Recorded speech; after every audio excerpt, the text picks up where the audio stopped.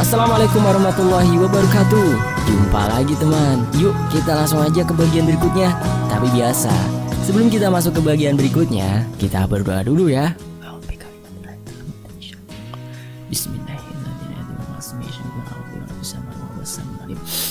Allahumma sholli ala sayyidina Muhammad sallallahu alaihi wasallam. Oke teman-teman, kita masuk ke cerita.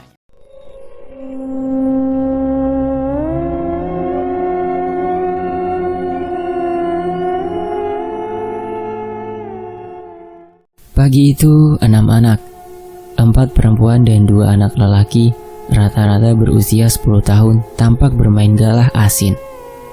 Suara pekik tawa mereka terdengar sampai jauh. Sebuah mobil Mercy Tiger berwarna biru laut muncul dari arah timur berjalan perlahan-lahan. Di belakang kemudi, seorang lelaki berbadan gemuk tampak sesekali menoleh keluar mobil dari jendela yang dibiarkan terbuka setengah. Di jok belakang, seorang lelaki berpakaian rapi tampak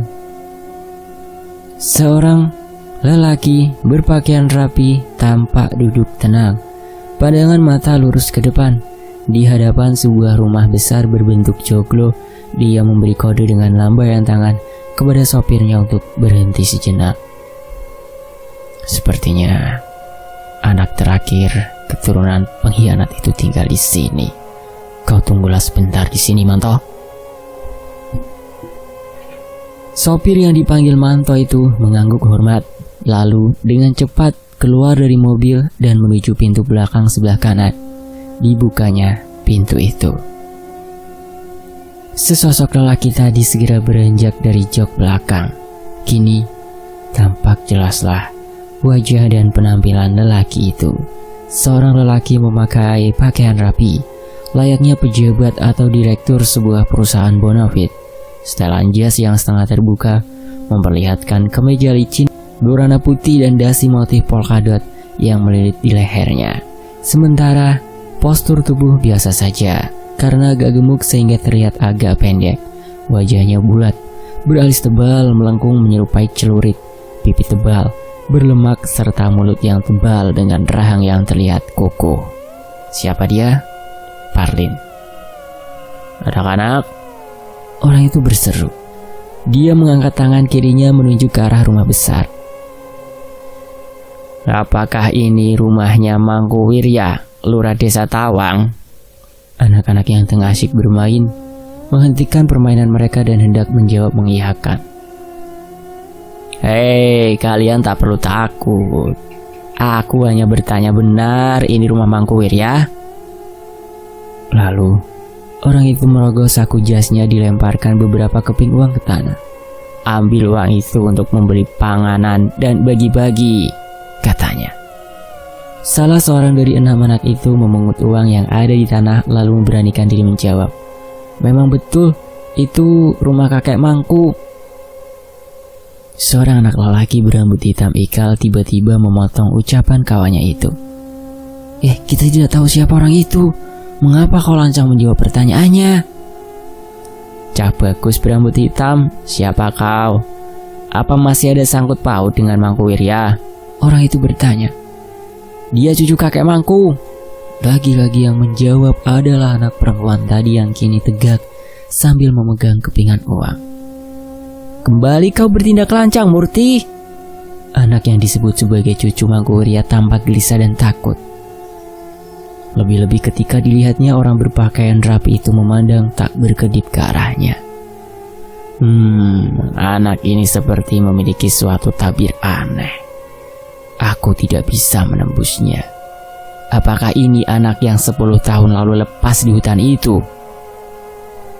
Apakah bocah lelaki itu anak si pengkhianat Mangun Sarkoro? Apakah orang tuamu ada di rumah, Cah Bagus? Tanyanya pada anak lelaki yang dikatakan sebagai cucu Mangku Wirya itu. Si anak-anak lelaki tidak menjawab. Lagi-lagi temannya yang tadi malah yang membuka mulut. Kakek Mangku sudah tidak menjabat lurah lagi. Beliau sudah meninggal 3 tahun yang lalu. Sekarang lurah desa dipegang oleh Pak Tejo. Kau anak pandai. teruskan permainanmu dengan kawan-kawan, kata orang itu. Dia mengerling sekilas pada cucu Mangku Wirya dan tersenyum aneh. Lalu berjalan pelan dan bergerak menuju bagian depan rumah joglo itu. Cucu Mangku Wirya memperhatikan orang itu beberapa lamanya. Ketika orang yang diperhatikan tepat berdiri di muka pintu dan pintu terbuka, sesosok wanita berbadan subur berdiri di ambang pintu. Mukanya tampak sedikit kaget karena telah ada orang berdiri di depannya. Bocah lelaki ini mendengar teman-temannya memanggil, maka dia pun membalikkan tubuh dan bergabung kembali dengan kawan-kawannya meneruskan permainan galah asin. Maaf, Anda siapa? Apakah ada urusan dan ingin bertemu dengan Pak Lurah? Lelaki tapi tersenyum itu lalu menggelengkan kepalanya. Kenalkan, namaku Pak Arlin. Seraya menyodorkan tangan untuk berjabat tangan. Perempuan gemuk yang masih berdiri di ambang pintu itu dengan sedikit segan menyambut jabat tangan itu. Prapti, ucapannya sedikit bergetar. Maaf, silakan duduk dahulu. Prapti mempersilahkan tamunya untuk duduk di serambi.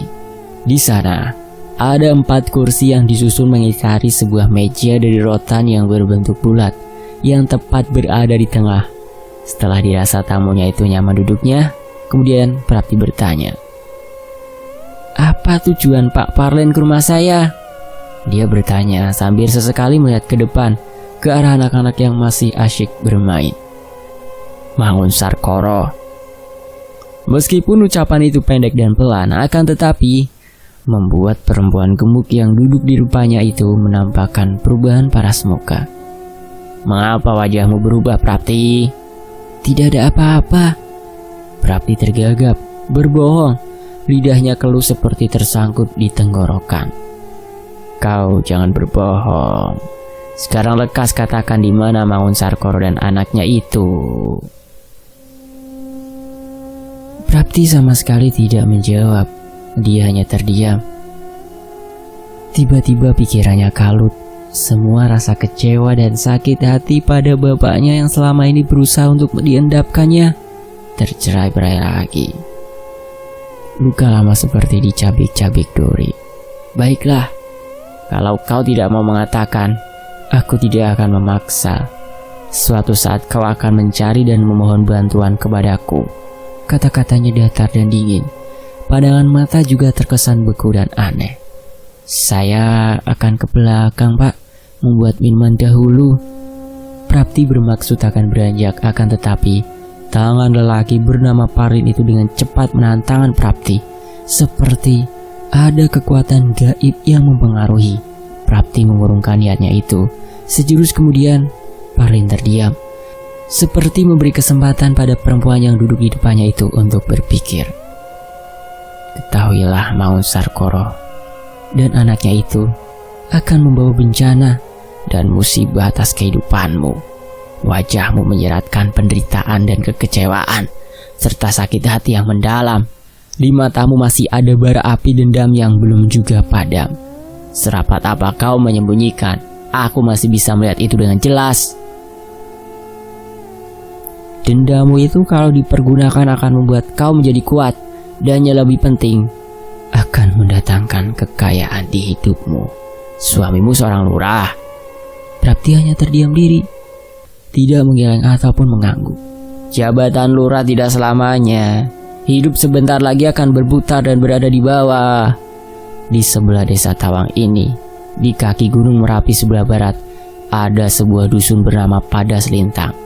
Kau bisa menemui seseorang di sana jika kau mulai terjepit." Astagfirullah.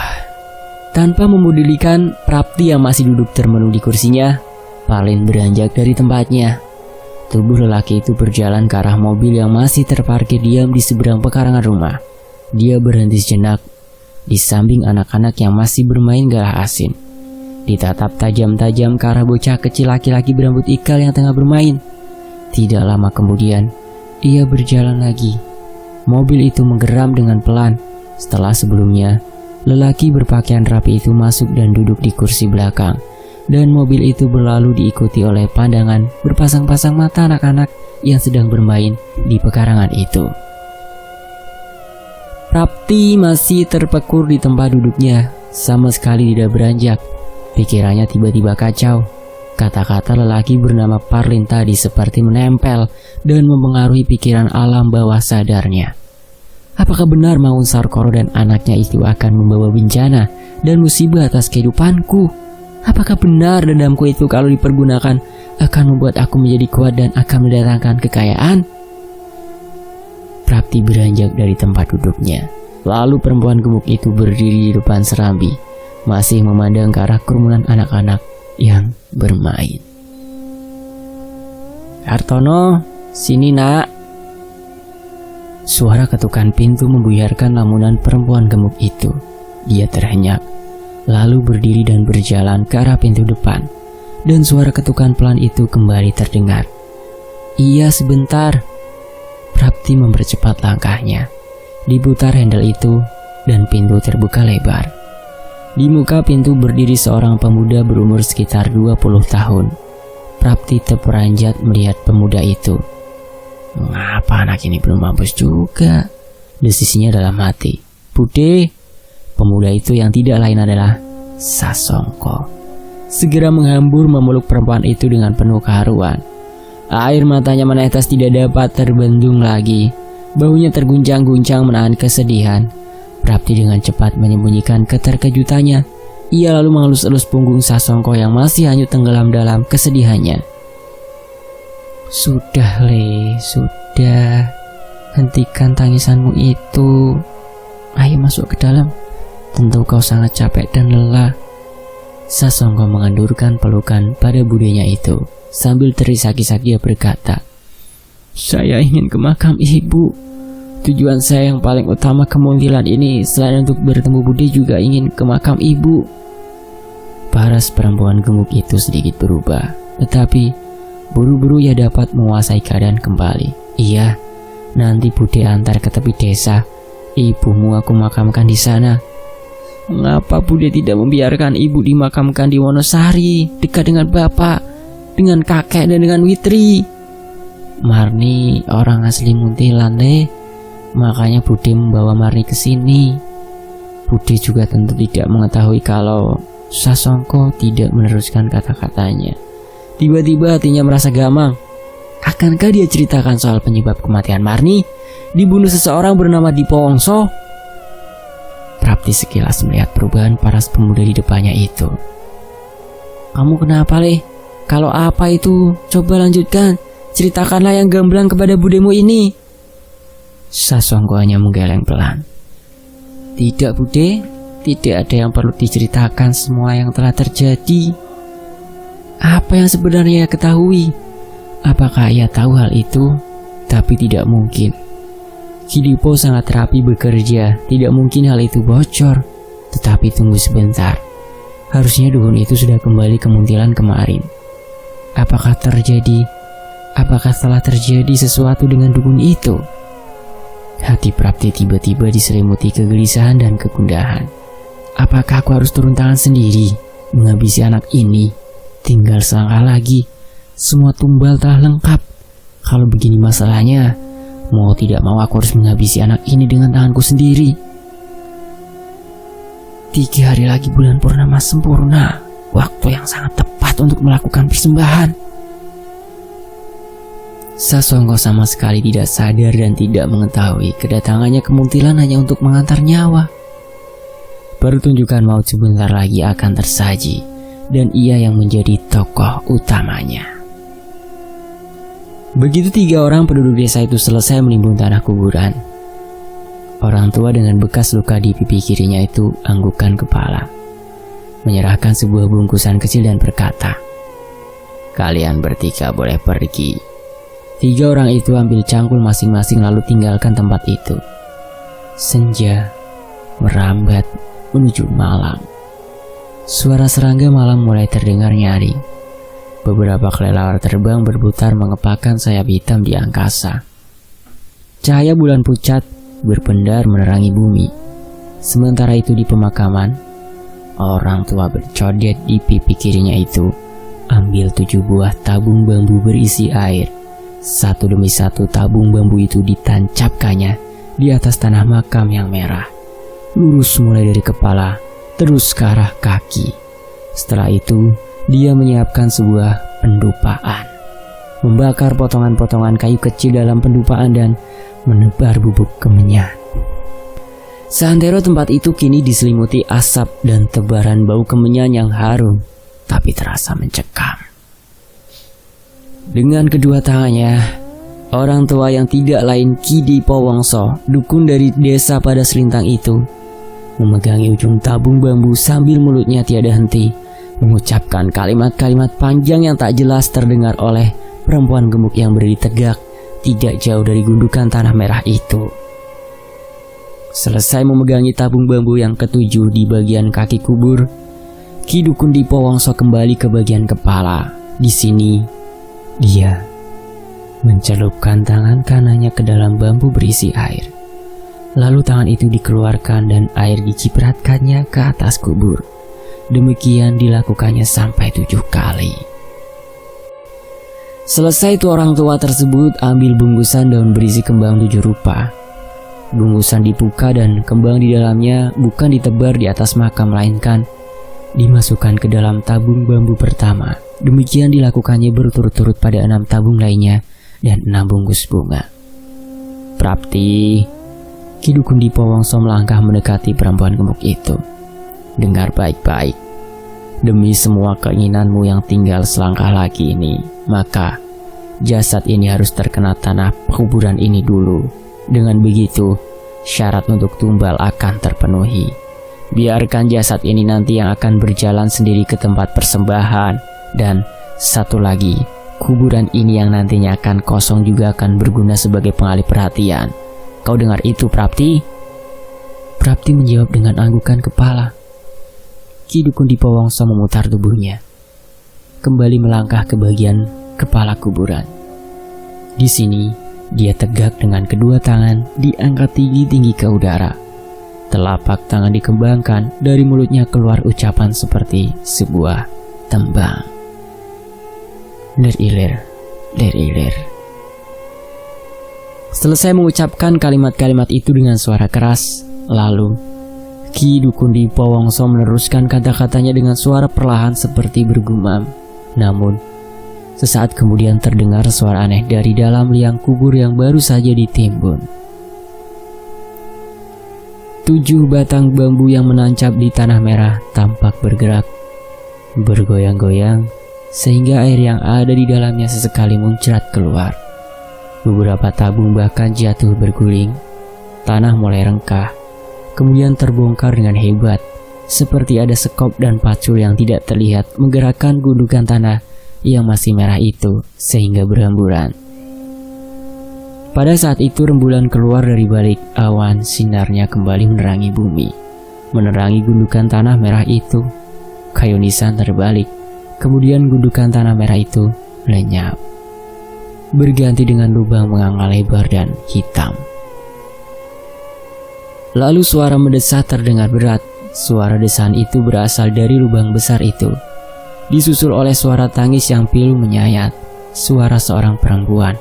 Sayup-sayup terdengar lolongan anjing, jerit lengking dari lubang mengangas ketika menyentak kesunyian yang menyelimuti pekuburan yang besar dan luas itu. Pada detik yang sama, sesosok tubuh muncul dari dasar lubang. Sesosok tubuh itu terbungkus kain kafan putih yang telah dikotori tanah. Kain kafan itu robek di sana-sini pada saat tubuh yang terbungkus di dalamnya bergerak-gerak dengan kaku. Bercak darah mengotori beberapa bagian dari kain putih itu. Beberapa saat kemudian dari bagian atas kain tersembul sebuah kepala dengan pelipis hancur rengkah bengkak kebiruan. Wajah itu sangat pucat dan bibirnya sedikit kebiruan. Dipo Wongso tidak bergerak sedikit pun dari tempat duduknya. Sementara Prapti memandang tak berkedip ke arah sesosok tubuh itu yang berdiri kaku di tepi makam yang telah menganga lebar. Lalu sesosok tubuh itu berjalan terseok-seok menjauhi area pekuburan. Makhluk itu sama sekali tidak peduli, bahkan seperti tidak melihat ada dua sosok tubuh yang berdiri memandang tak berkedip ke arahnya. Sesosok tubuh itu berjalan terus, makin jauh dan tiba-tiba hilang ditelan kegelapan malam. Malam itu, Sasongko terlonjak bangun dengan peluh membasahi sekujur tubuhnya. Kegelapan lampu yang sengaja dimatikan membuat matanya buta sesaat. Sayup-sayup terdengar suara isak tangis, begitu dekat sehingga sejenak membuat Sasongko terpana dalam kegelisahan. "Ibu," desis pemuda ini lirih. "Apa yang sebenarnya terjadi?" Sasongko beranjak dari ranjang, duduk di tepi pembaringan. Sesaat diliriknya sebuah jam bulat yang menempel di dinding. 11:30 lewat malam itu. Ia menarik nafas berat. Cahaya purnama menyelinap ke dalam kamarnya melalui ventilasi dan lubang jendela. Sasongko beranjak dari tepi ranjang menuju ke arah jendela. Perlahan pemuda ini menarik slot jendela. Setelah slot terbuka, didorong jendela itu pelan-pelan sehingga tidak menimbulkan suara. Bayangan bulan purnama 15 hari yang terang itu mendatangkan perasaan ganjil di dalam dadanya. Malam yang biasanya gelap gulita kini menjadi terang benderang. Bulan purnama penuh terlihat bulat, hampir tepat di atas kepala. Sementara bintang gemintang bertaburan di langit, berkerap-kerip dengan indah. Udara dingin yang berhembus menusuk tulang sampai ke sumsum.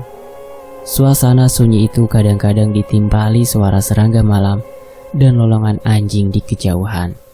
Di arah timur, Gunung Merapi menjulang tinggi, menghitam.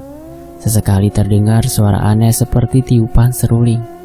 Itulah suara angin yang berputar masuk ke dalam jurang dan tebing tenggelam, lalu menebar di dasarnya, tak mampu bergerak naik kembali. Sasongko masih merenung menopang dagu di depan jendela yang dibiarkan terbuka. Mimpi yang baru saja dialaminya tiba-tiba mengganggu pikiran. Diraihnya bungkusan rokok yang tergeletak di sebelah kirinya. Ia mengambil satu batang dan menyelipkan di sela-sela bibirnya. Setelah itu dinyalakan rokok itu dengan korek api. Satu hisapan mungkin akan membuat pikirannya sedikit nyaman. Baru 3 hisapan, lamat-lamat telinga Sasongko mendengar langkah-langkah kaki kecil berlarian di halaman depan. Dipasang pendengarannya baik-baik, mungkin salah dengar. Ini sudah hampir tengah malam, tidak mungkin ada anak-anak yang masih bermain di halaman. Lalu suara itu tidak terdengar lagi. Mungkin aku salah dengar. Sasongko berbisik dalam hati. Pemuda itu lalu kembali meneruskan menghisap rokoknya. Kali ini suara langkah kaki itu kembali terdengar lagi, dibarengi suara anak kecil yang menyanyi kecil bersenandung. Pandang langit penuh bintang bertaburan, berkelap-kelip seumpama. Ya, suara itu, lagu itu. Sasongko merasakan tubuhnya bergetar keras. Suara itu sangat dikenalinya. Ya, suara yang sekian lama dirindukan olehnya. Dan itu adalah lagu yang sering dinyanyikan oleh adiknya semasa masih hidup. Sasongko juga mengajarkan lagu itu kepada adiknya. Suara itu tiba-tiba terdengar menjauh saat Sasongko melompat dari jendela kamar dan berlari ke arah sumber suara. Setelah sebelumnya rokok yang masih separuh lebih dicampakkan ke tanah, suara itu lenyap. Suasana malam tetap sepi dan sunyi. Itu tadi suara Witri. Aku yakin itu suara adikku. Aku tidak mungkin salah. Pertanda apakah ini? Sasongko baru akan berbalik badan tatkala suara nyanyian itu terdengar lagi. Dan kini jaraknya sangat dekat, seperti beberapa langkah saja di belakangnya. Diurungkan niatnya itu, suara nyanyian itu masih terdengar sangat jelas. Mata Sasongko terbelalak, tepat berdiri 3 langkah di depannya seorang bocah perempuan kecil berusia sekitar 5 tahun. Bocah ini mengenakan baju panjang sejenis jubah berwarna hitam. Saking panjangnya hingga menyentuh tanah. Tangan kanannya memegang sebatang lilin yang diletakkan ke dalam sebuah tatakan. Dari mulutnya keluar senandung kecil. Anehnya, meskipun anak itu berada dekat dengan Sasongko, akan tetapi suara itu terdengar jauh, seperti bergema di dalam dasar sumur yang gelap. Purnama yang tadi sempat redup karena tertutup awan, kini cahayanya kembali terang.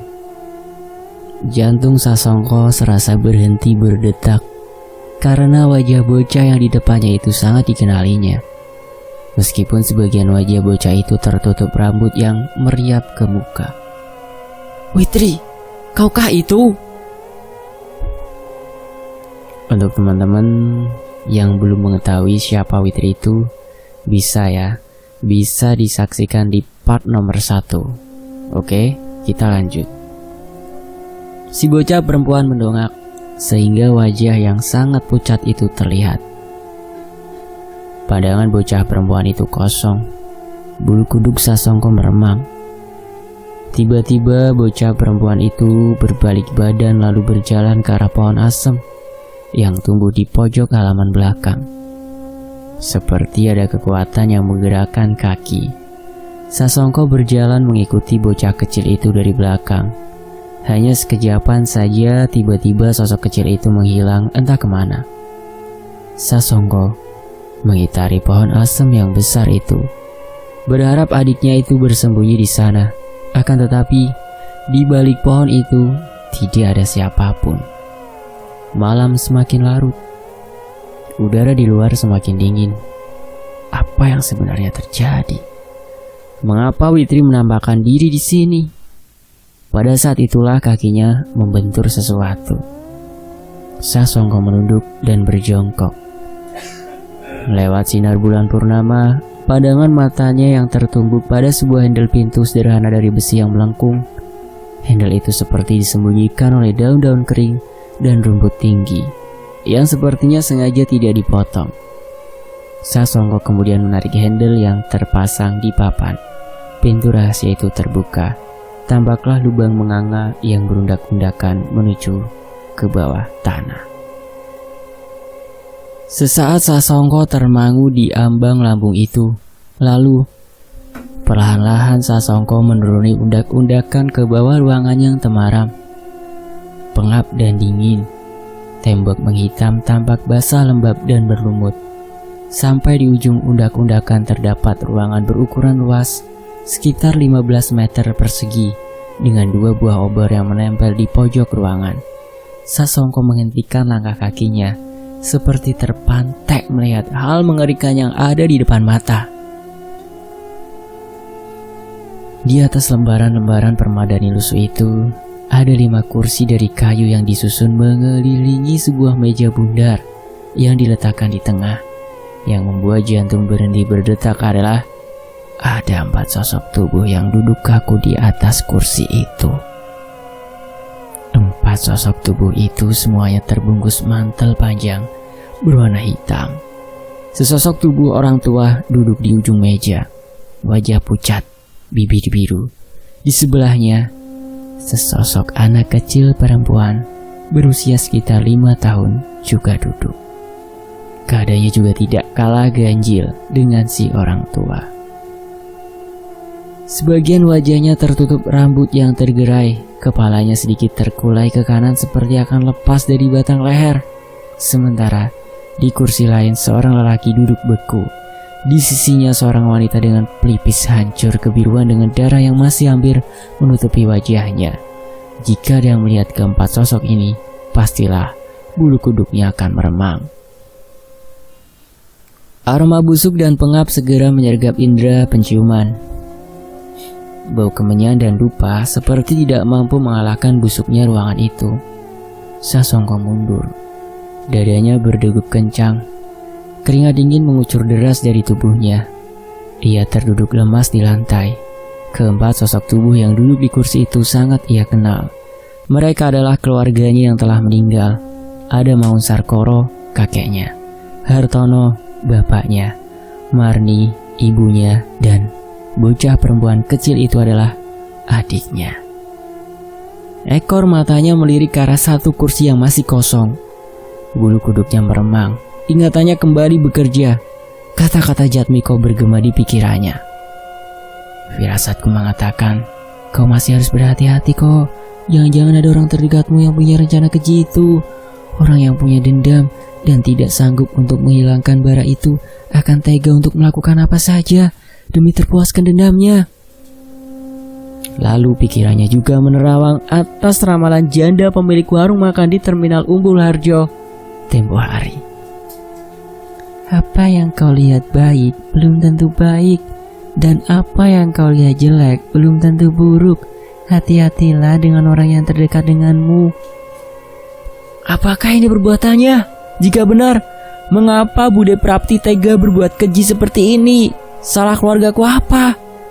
Sasongko berteriak dalam hati. Hatinya seperti tersayat melihat mayat keluarganya diperlakukan seperti itu. Perasaannya bercampur aduk antara marah dan sedih. Kursi itu 01. Aku sudah dapat menduga siapa yang akan duduk di kursi itu. Itu kursi yang telah dipersiapkan untuk aku duduki nantinya.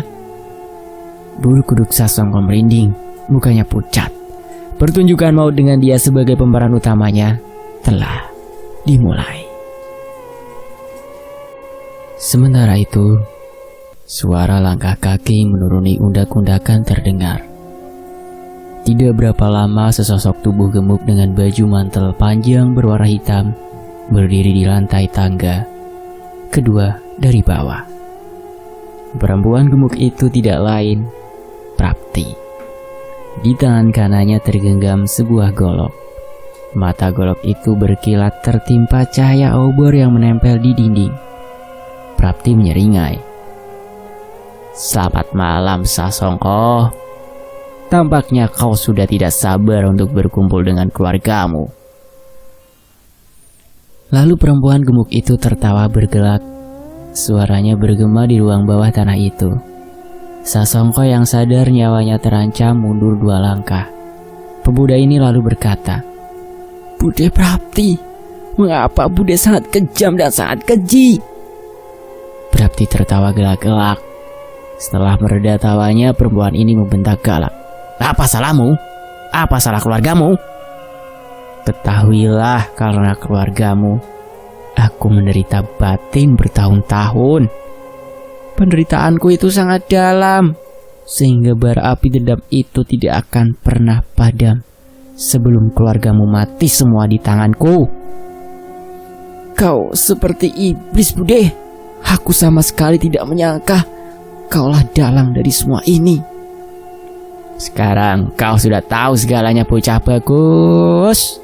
Sekarang saatnya akan Bude kirim kau untuk bertemu dengan keluargamu. Mereka sudah sangat tidak sabar untuk bertemu denganmu, berkumpul lagi di alam baka. Habis berkata seperti itu, Prapti menyerang Sasongko dengan goloknya. Sasongko segera menghindar ke samping tatkala mata golok itu dibabatkan ke arah lehernya. Prapti masih memburu dengan buas. Sasongko kembali menghindar, hingga pada akhirnya pemuda ini terpojok di sudut ruangan. Tidak mau nasibnya konyol, diraihnya obor yang menempel di dinding tidak jauh dari tempatnya berdiri. Obor itu digenggamnya erat-erat. Serangan Prapti kembali datang. Kali ini tusukan golok itu diarahkan ke dada. Sasongko bergeser ke samping untuk menghindari tusukan golok. Lalu dengan cepat memukul tangan Prapti yang memegang golok menggunakan obor yang berada di genggaman tangannya.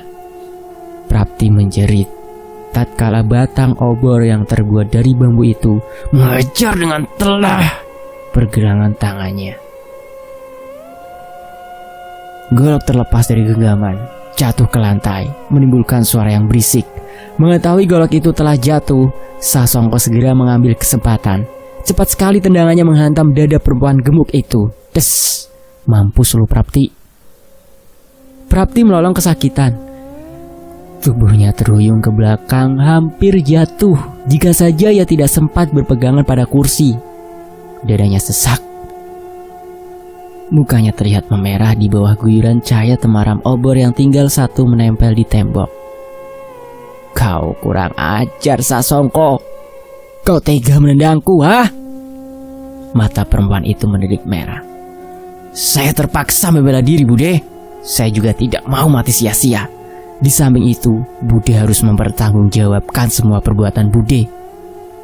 Jangan banyak bicara. Kaulah yang akan menjadi tumbal terakhirku. Kursi kosong itu masih belum ada penghuninya, dan kau yang akan menghuni nantinya. Lalu perempuan itu menggereng. Kedua tangannya terjulur ke arah leher Sasongko. Pemuda itu tidak sedikit pun bergeming saat tangan itu tinggal sedikit lagi akan mencekiknya. Obor di tangannya dipukulkan ke arah kepala Prapti. Kembali terdengar perempuan ini melolong kesakitan. Tubuhnya terhempas jatuh ke lantai. Beberapa saat lamanya Prapti tidak mampu berdiri.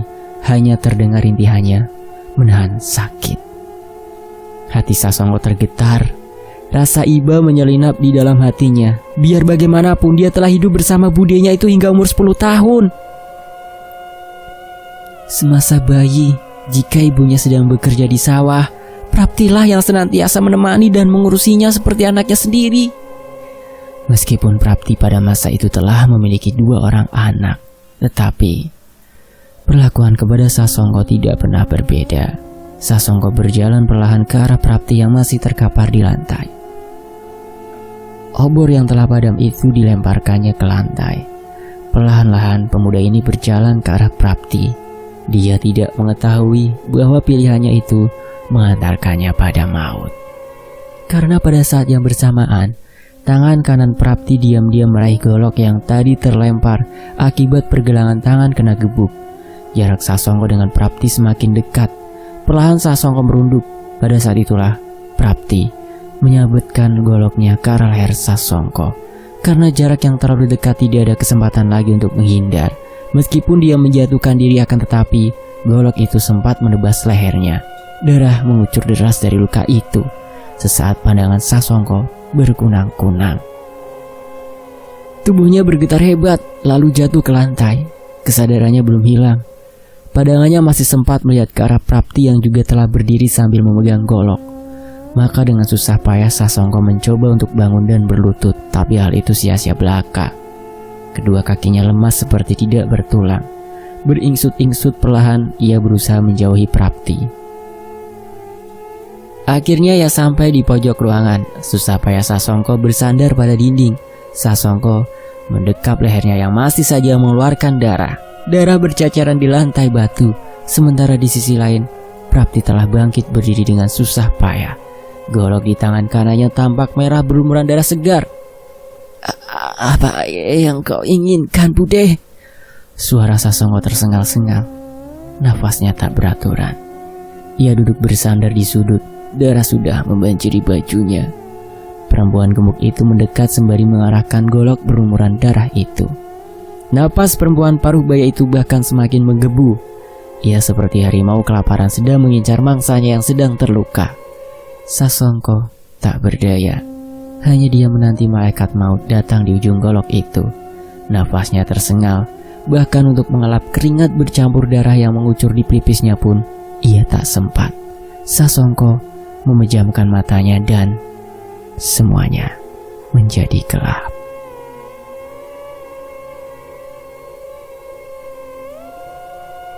Ruangan temaram itu hanya diterangi oleh 2 obor yang menempel di kedua sisi pojok ruangan. Di atas lembaran-lembaran permadani lusuh itu ada 5 kursi dari kayu yang disusun mengelilingi sebuah meja bundar yang diletakkan di tangan. Yang membuat jantung berhenti berdetak adalah ada 5 sosok tubuh yang duduk kaku di atas kursi itu. 5 sosok tubuh itu semuanya terbungkus mantel panjang berwarna hitam. Sesosok tubuh orang tua duduk di ujung meja. Wajah pucat, bibir biru. Di sebelahnya sesosok anak kecil perempuan juga duduk. Keadaannya juga tidak kalah ganjil dengan si orang tua. Sebagian wajahnya tertutup rambut yang tergerai. Kepalanya sedikit terkulai ke kanan seperti akan lepas dari batang leher. Sementara di kursi lain seorang lelaki duduk beku. Di sisinya, seorang wanita dengan pelipis hancur kebiruan dengan darah yang masih hampir menutupi wajahnya. Dan yang terakhir, sesosok tanpa kepala. Darah masih tampak basah di pangkal leher. Leher itu sesekali melentikkan darah segar. Di pangkuan sosok tanpa kepala itu sebuah benda bulat dengan mata membeliak putih dan mulut menganga lebar. Sasongko. Selesai sudah teman-teman, cerita yang membuat kita berpikir keras ya. Apresiasi setinggi-tingginya buat Breaking 182 ya. Dan tentunya terima kasih buat teman-teman yang sampai sejauh ini menyimak cerita dari channel ini. Dan saya undur diri, sampai jumpa di kisah lainnya. Tetap di Fakta Sejarah. Wassalamualaikum warahmatullahi wabarakatuh.